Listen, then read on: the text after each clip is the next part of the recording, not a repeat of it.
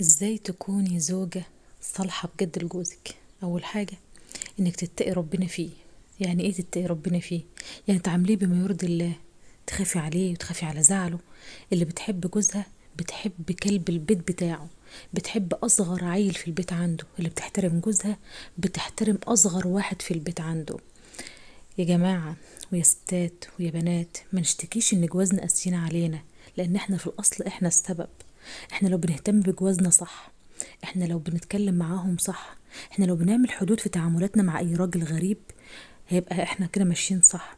لما تكوني بتتقي ربنا في جوزك وتحترميه وتحتويه وتحبيه وتهتمي بيه، يبقى ايه اللي ناقص؟ ايه اللي هيخليه يتقلب؟ ايه اللي هتخليه يتعوج عليكي؟ إيه اللي يخليه يبص لواحدة تانية غيرك؟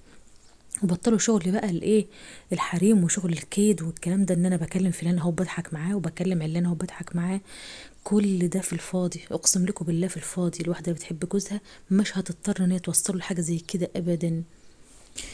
اوعي تكوني مفكره لما انت تكلمي فلان وعلان وتقفي تضحكي مع ده ومع ده ومع ده ان انا بغيظك وبكيدك. ده بالعكس، انت بتخلي جوزك يستحقرك اكتر، بتخلي جوزك يعني يشك فيكي. ولو شك فيكي ثقته فيكي هتنعدم. يعني ممكن لو حطيتي نفسك في اي موضوع شبهات بعد كده هيصدق فيكي كل اللي بيحصل، لانه هيكون شايف بعينيه انك انت انسانه مش ملتزمه ومش محترمه.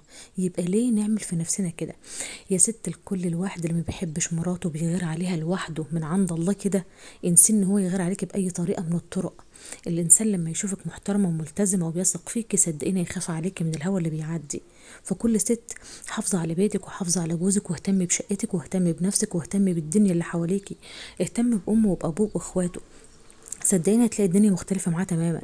حتى لو بعد شوية أو اتغير شوية يكون من ضغوط الشغل أو من ضغوط الدنيا حواليه.